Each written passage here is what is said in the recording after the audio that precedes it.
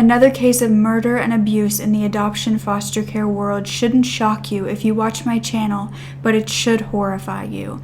This time, however, it's a case of private adoption in New York, its history, and how many children were given up and then disappeared as there were no laws or paper trail tracking them at this time. Yet due to the tragic life and death of a 6-year-old Lisa Steinberg, Lisa's law was put into effect in order to change so much about the safety of private adoption today.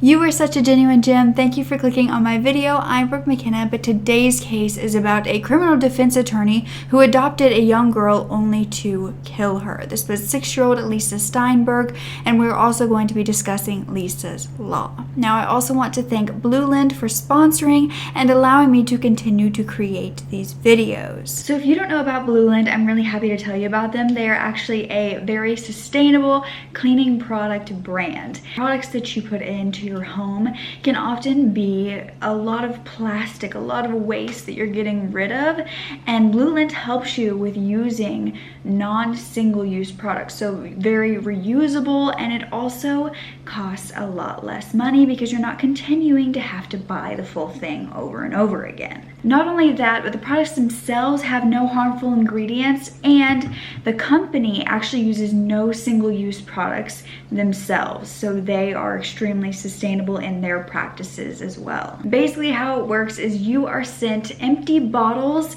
and whatever you choose, and I chose the variety pack. All you have to do is fill it with warm water up to the line and then add in the little tablet that you are sent. You just stick them in there like I showed in the video, wait till it dissolves, and then it is ready to use. And the wonderful thing is you get to keep the bottles, and all you have to do is repurchase the tablets. Now these tablets only start at $2 or $1.55 if you buy in bulk. They come in many different types of cleaning products as well as different scents. Now they don't do this often, so if you would like to try this, really get on this deal. Click the link down below to get 15% off your first kit. So thank you to Blueland for sponsoring this video. Telling these stories is my absolute passion, and I mean no harm or disrespect when I do so. So if that's something you'd like to support me in doing, all you have to do is make sure you are subscribed with the post notification bell on, giving this video a thumbs up, and leaving a nice comment down below. Now let's get back to the story.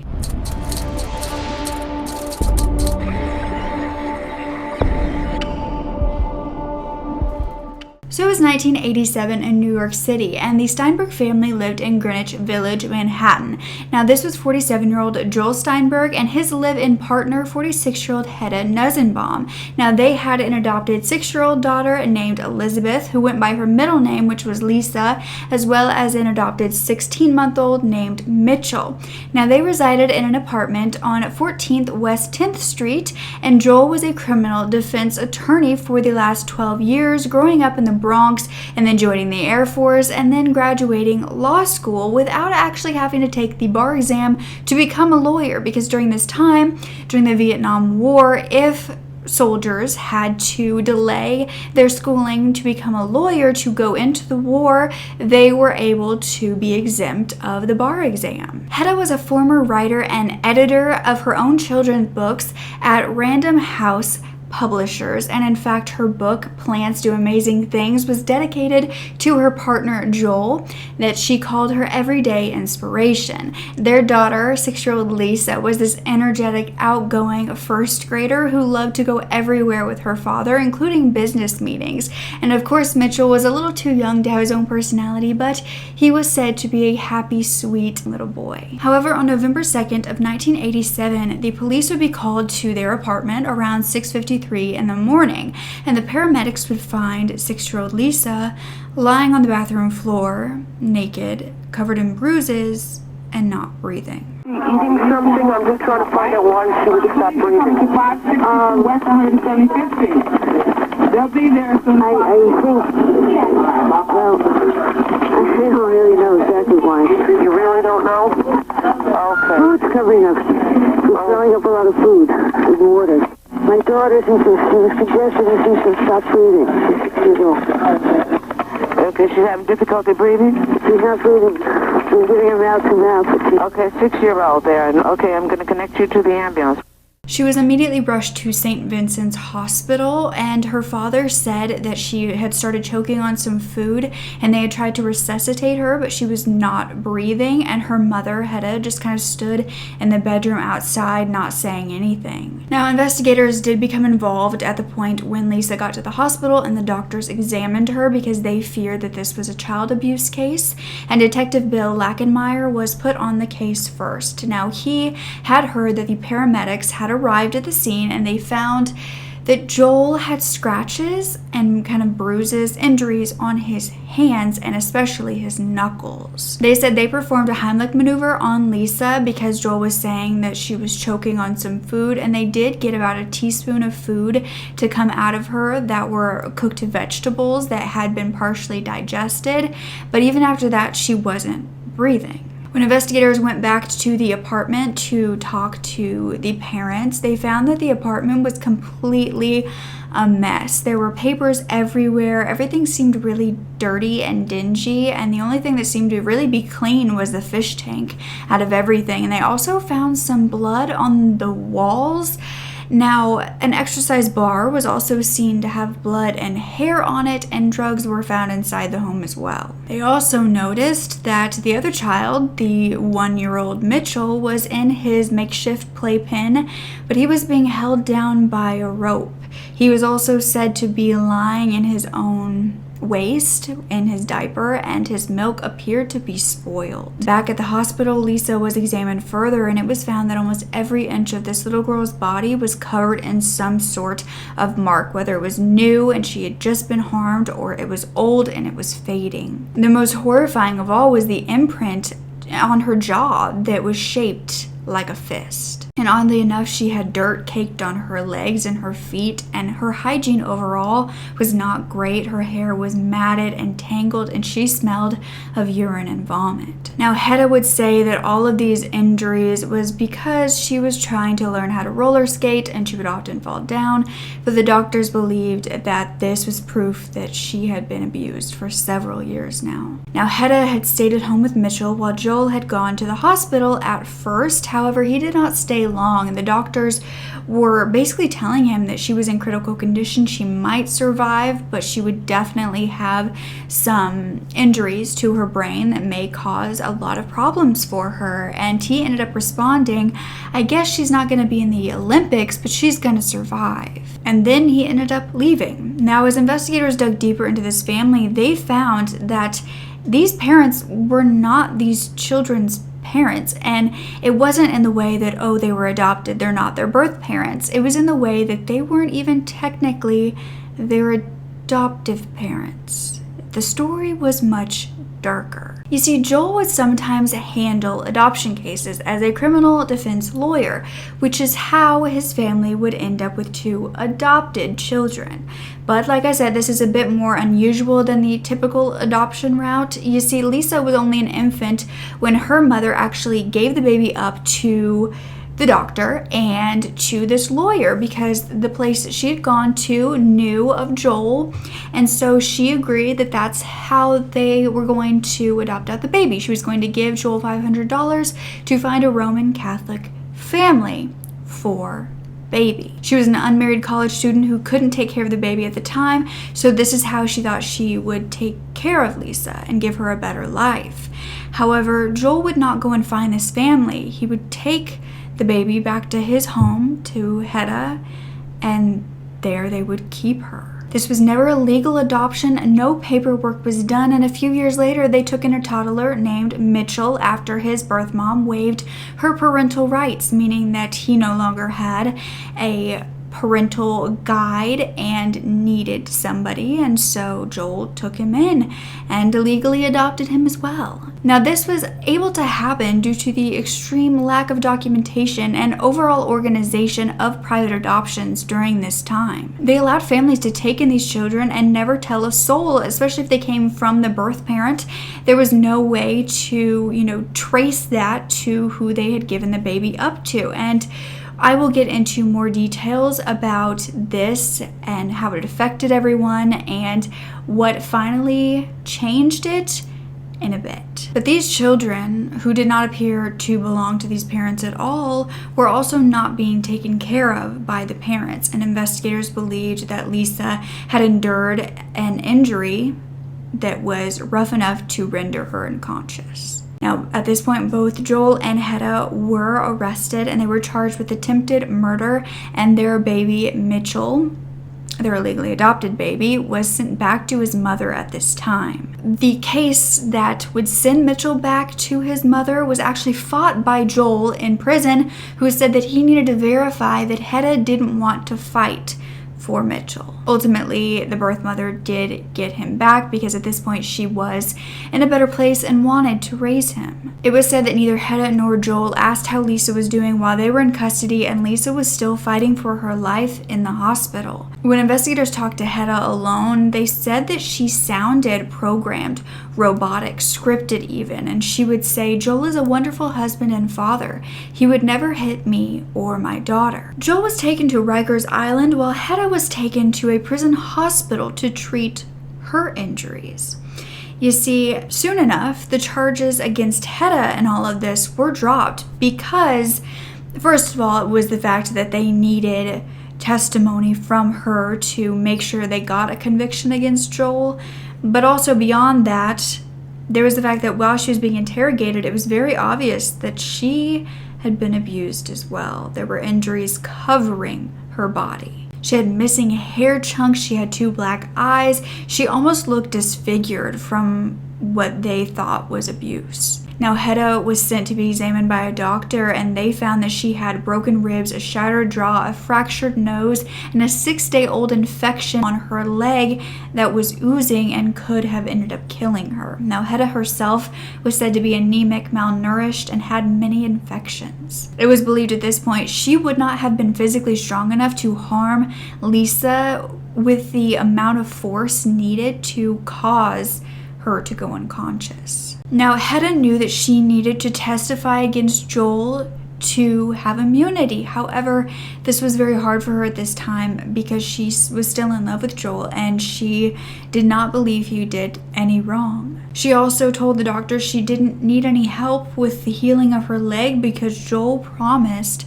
to heal her. Now, Joel's interrogation started with the scraping of his fingernails for different DNA, and right before that, when they were getting ready to do that, he started panic biting his nails and like cleaning everything out from underneath it. And just like the paramedics said, his hands, especially his knuckles, were extremely scraped up. But when he was asked about Lisa's injuries, he said that she didn't have any. She was just choking. He said Hedda called him that night to say that Lisa was sick to her stomach, that maybe she had eaten too much, and then he said that Hedda was the only one in the apartment with her, and that she was also in a sadomasochistic cult, that she could hypnotize people, and that she was able to control Lisa in this way. He did an interview where he specifically told them this to make Hedda look bad, and he demanded that he did not do this to Lisa. However, what he didn't know was that this was going to be the turning point for Hedda, who would see this, know that Joel was blaming her, and see Joel for who he really was, a monster. At this point, she decided to testify against the man who was trying to frame her. Now, Hedda was in therapy during this time, not only physically, but mentally, and she was also beginning to write her true feelings to not only Joel in this journal, but also to Lisa as well. At this point, Hedda was finally able to tell investigators what had really happened the night prior and the morning of when they called 911. And she said that she was left alone with a hurt Lisa that night, and she didn't call anyone because Joel had always told her that he had healing powers, that he would come back and fix her. However, when Lisa stopped breathing the next morning, she begged Joel to finally call 911. Now, Hedda confessed that it had been 7 p.m. the night prior when Joel was thought to hit Lisa over the head, and she fell unconscious. Hedda claimed that after that, Joel came and went that night. He was under the influence of crack cocaine and was partying with his friends. But she also claimed that the whole time she sat there trying to resuscitate and help Lisa, that she truly believed that Joel would just come home and be able to reawaken her. So she wanted to relax a bit, and she started to take the crack cocaine herself. This was almost 12 hours after Lisa was attacked and assaulted and didn't wake back up that they finally called for help. The whole time, the 6-year-old was lying on the bathroom floor, practically naked. And 3 days after being on life support in the hospital with no signs of healing, they determined that she was brain dead. And at that point, Lisa Steinberg was taken off life support and passed away. They said that there was nothing more that could be done, and the attempted murder charges on Joel were now being upped to murder. Her autopsy revealed that the ultimate cause of death was believed to be a blow to the head inflicted by a rubber-headed hammer. Now, New York City went crazy with the story. It was said you could feel the anger towards this child killer in the air. Even the mayor, Ed Koch, said that he deserved to boil in oil. A lot of people also began to question if Hedda should have been charged, if she could have stopped Lisa's murder since she was there. Now, a woman came forward who knew Hedda years prior and said that she was always a very beautiful, sweet, soft-spoken, kind of more shy gal, and she saw Hedda's picture on the cover of the newspapers, about this murder, and she said that it looked nothing like the Hedda she knew. She was so disfigured that she almost didn't even recognize her. It turned out that nobody knew that for the last 10 years, before these babies even came into this home, it was a house of horror, mainly for Hedda. She had grown up in New York City with a happy family. She had gone on to be an English major, living her dream, writing and editing books, and she was single. So in her 30s, she was out trying to meet men, and that is when she would meet Joel at a party. For the next 12 years, though, her life was said to be hell. She did an interview later on where she said that at the very beginning she actually broke it off after a month because he was very domineering and she felt like he was being too pushy. However, they ran back into each other and they started dating again, and this time she was said to be head over heels. Joel was teaching her how to be more assertive and outgoing, the complete opposite of who she was, and she began getting more things and she was rising in her career, and she believed all of this was due to Joel. So once she was under his manipulation mentally, that is when the physical abuse began, and once they got their children, the abuse unfortunately trickled down to them as well.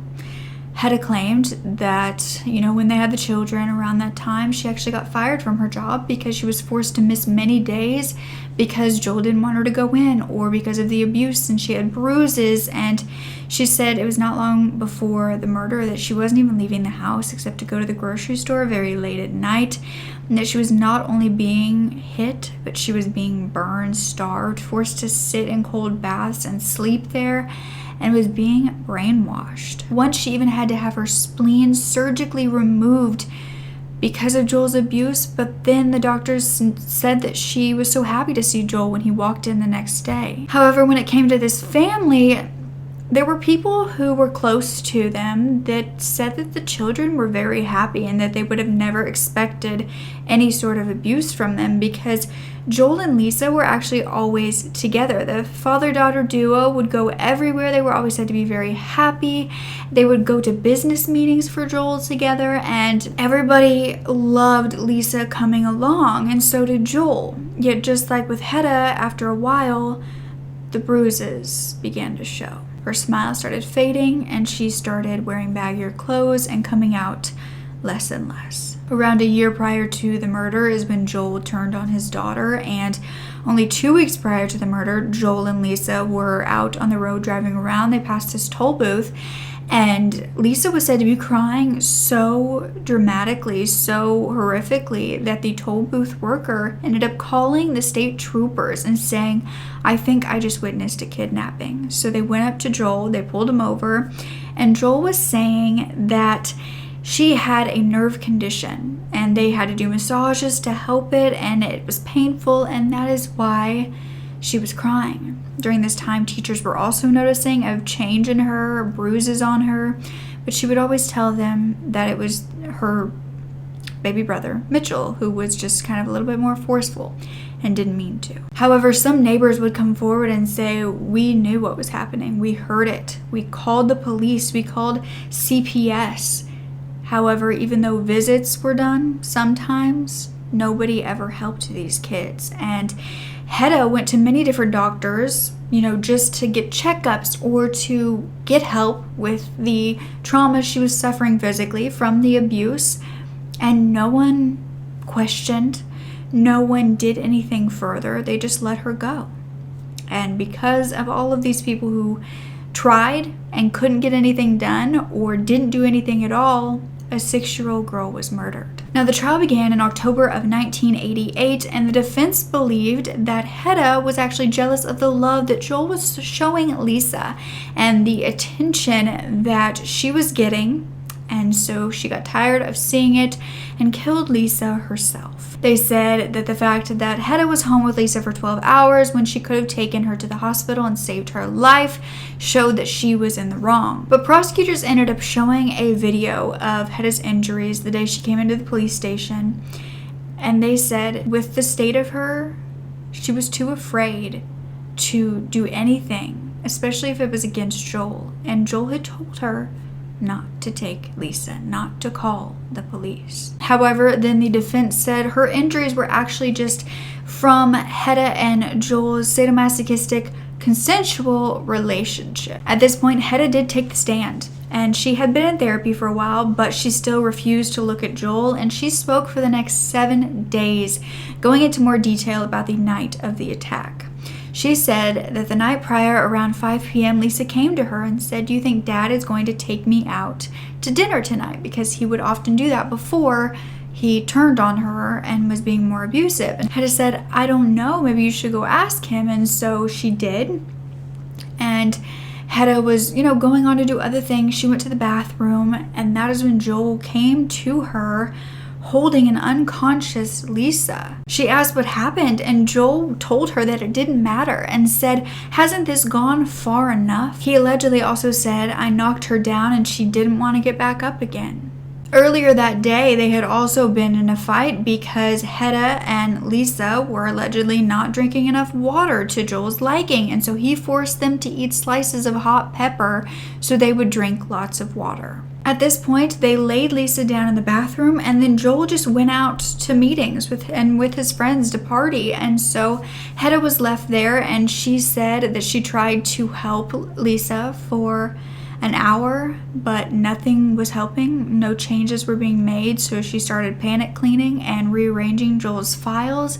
And she actually had the number of the pediatrician for Lisa, but talked herself out of calling because Joel said he would help her. She also made a shocking statement that Lisa had been sexually assaulted by members outside of their close relatives. She said that night, Lisa actually was put in bed, and she came into their bedroom crying because she said she had thrown up, so they kind of took turns staying up with her, making sure she was okay. They sent her back to bed. She was still throwing up, but they didn't do anything because they thought she would be okay.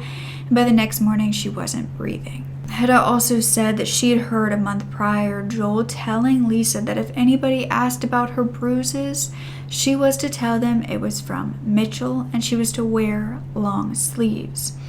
And 2 witnesses would confirm that that is exactly what Lisa told them when they asked. Hedda then touched on the abuse that she had endured and the 5 times that she tried to escape even while they had their kids, and she was asked why she didn't take Lisa with her.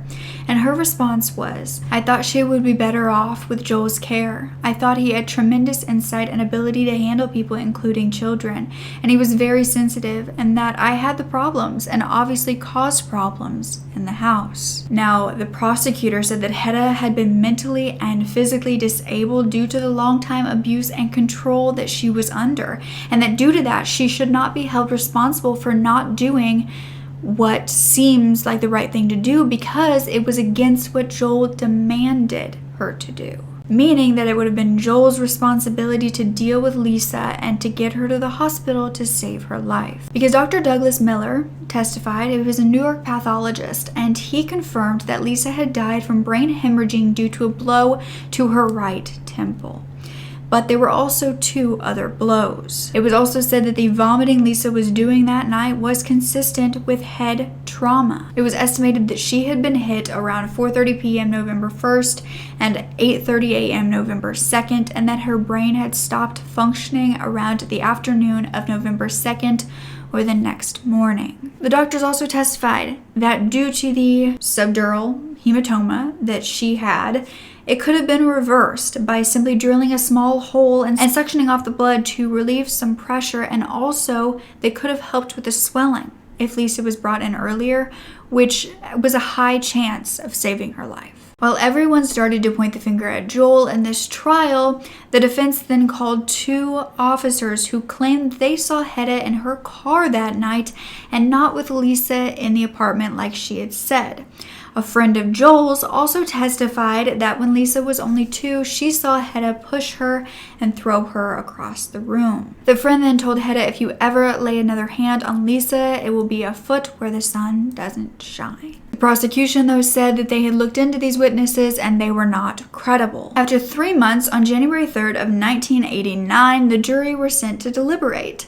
And it was said to be a split jury, with many believing that Joel was innocent, and many women didn't believe Hedda because they believed that she should have done something and they hated her for not doing anything. 8 days later, though, Joel was found guilty of second-degree manslaughter, not murder. They didn't believe he meant to murder her that night, but did mean to abuse her to shut her up. Joel spoke up to the judge and said she was a happy child. She couldn't have been happy without their love and their good home environment, that they were good parents. Joel was then sentenced to 8 to 25 years and the maximum term. The judge, Harold Rothwack, said he was self-centered, insensitive, and without remorse. Then Dr. Peter J. Sororsi, a man we have not spoken about yet in this case, well, we have, but I did not name him, was taken to trial himself because he was the doctor who connected the birth mothers to Joel for these illegal adoptions, and he pled guilty to illegal adoption placement and was sentenced to 3 years probation, 100 hours community service,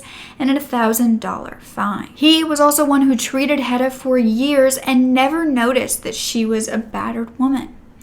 Now, Mitchell's grandmother, their other baby's grandmother biologically, filed a $12 million lawsuit against Dr. Sororsi, saying his license should be taken away because it wasn't. Now, Mitchell has since been renamed Travis Christian Sneagle and is doing great. I'll get into a bit more about him later on. But the same year, New York State passed Lisa's law, which was to seal loopholes affecting private adoption.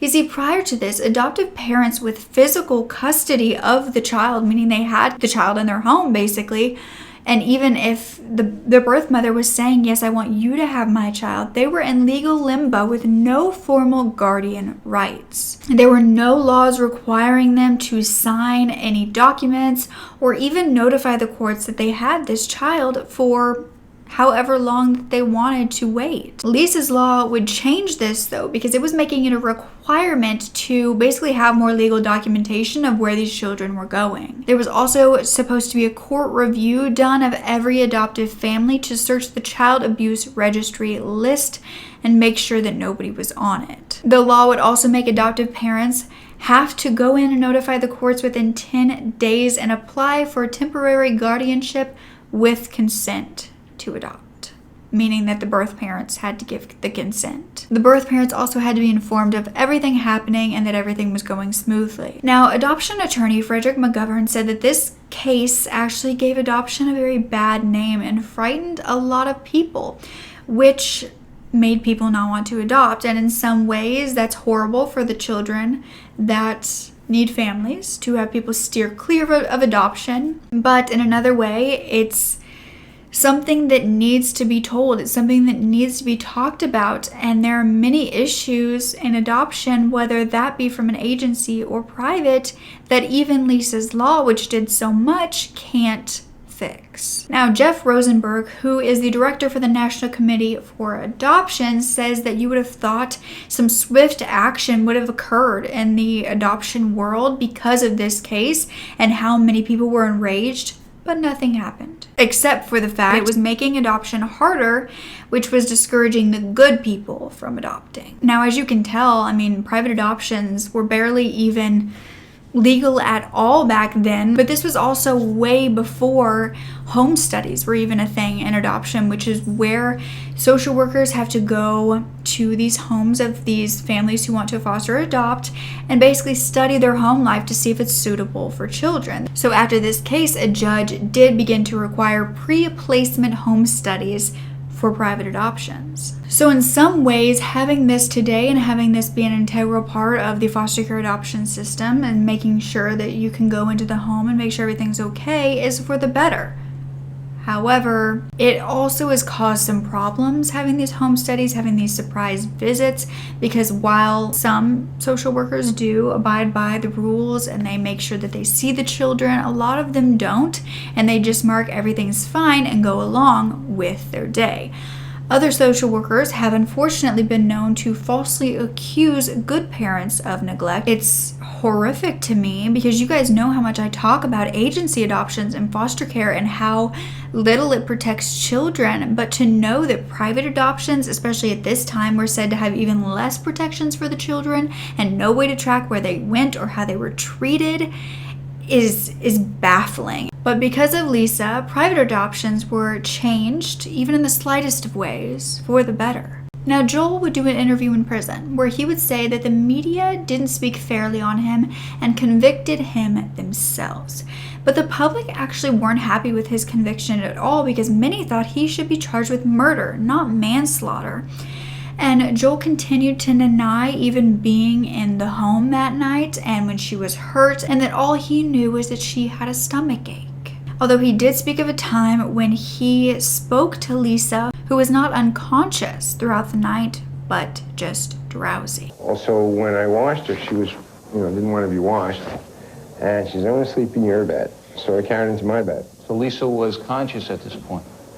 She was drowsy. He creepily said that he washed her, but he doesn't do groins. And then he smiled at this, which I think is just an odd statement to say at all. But he said that Hedda even spoke to him about if Lisa would be able to go to school the next day. I thereafter went into the bathroom where Lisa was, as Hedda described, on the floor. And I washed Lisa. No, I don't do groins. And then Hedda washed Lisa's clothes in the sink, which the police recovered. He then gave his own version of events for the first time on how he believed Lisa hit her head that night. I have no idea what transpired that night. The scenario that the investigators created is she climbed up on the sink to get to the medicine cabinet, to get to Hedda's makeup. And she probably fell, scraped her back against the wall, and hit the wicker basket in the bathroom. He said they didn't arrest him at first. They only arrested Hedda, which was false, but he did say this. And she had said that it was her fault and that everything that happened in that house was her fault. Are you guilty here of anything? Yes. Yes. What? I troubled myself to wonder that if I could have only gotten her to the hospital sooner, maybe, maybe you could do something. And it bothers me. I went home from the hospital, and Hedda and I thought that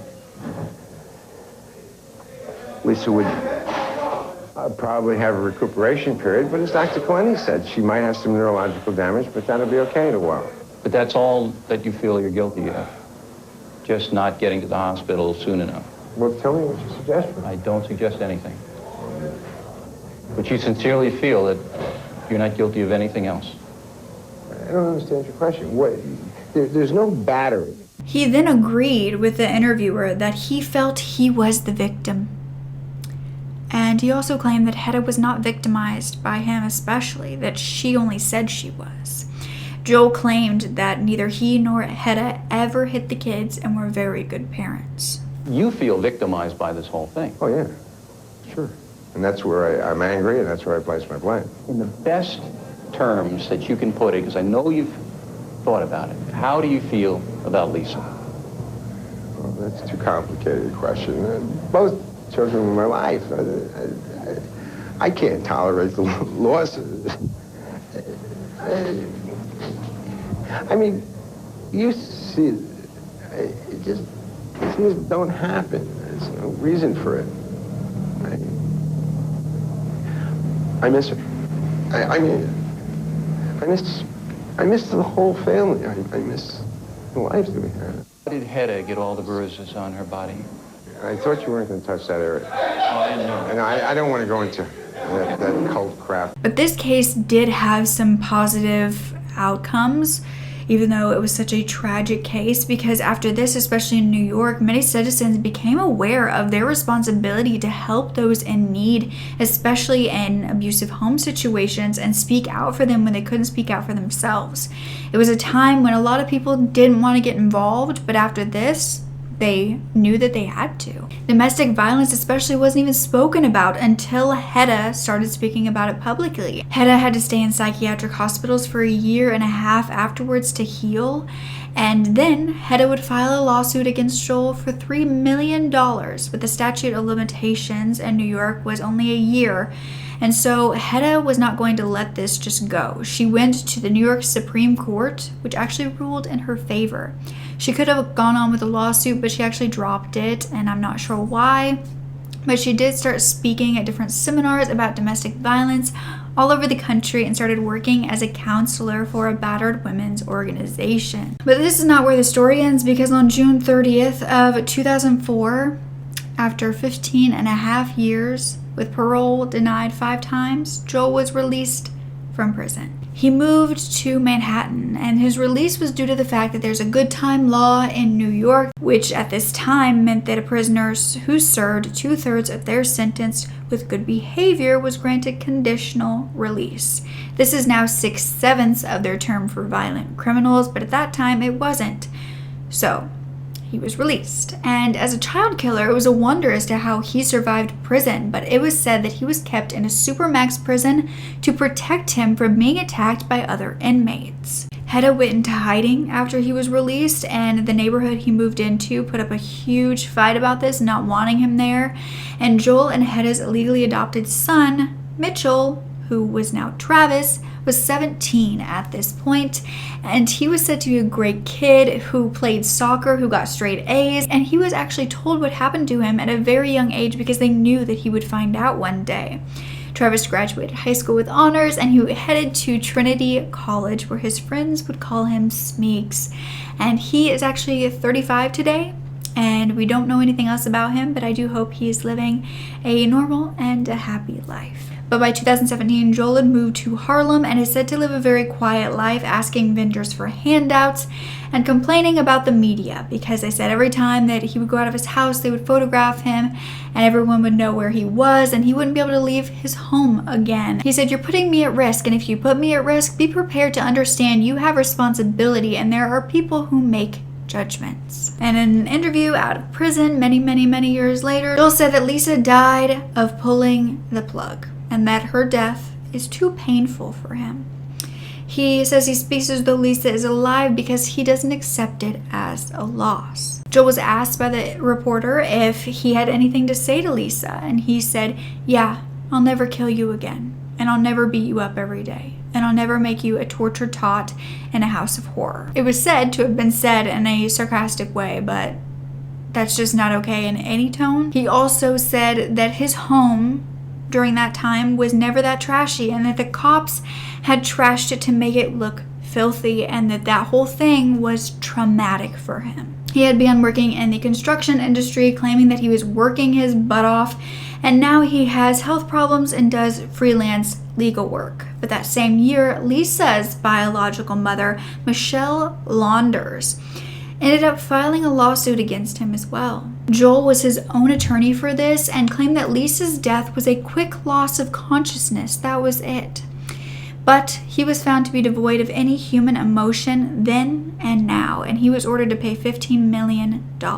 Lisa's biological mother believes that he did abuse Lisa and murder her, and she despises him. She gave her baby up to this man, not even for him to adopt the baby, but for him to find her a good home, and instead he kept her to kill her. And how does it make you feel when you see him say he was a good father and he didn't do anything? Well, he's living in his own fantasy land as far as I'm concerned. I don't think he could decipher the real world from his own fantasy. How do you feel about him, Joel Steinberg? I hate the man. I despise him. He says that Lisa was the love of his life, and yet he took the life out of Lisa. Do you have any personal regrets about all this? Anything you felt you could have done differently? I would have done the whole thing differently. There's a lot of regrets. Now, about a year later, Hedda did come out of hiding to do an interview for Larry King Live. She had multiple reconstructive cosmetic procedures by this point, so she did look a little bit different. What kind of wonderfully courageous woman would let these beatings go on to this innocent child? Well, first of all, I never saw him hit her. What I had testified to was once I did see him shake her and throw her, but I never saw him hit her, and there weren't, as far as I know, I don't know how many beatings there were.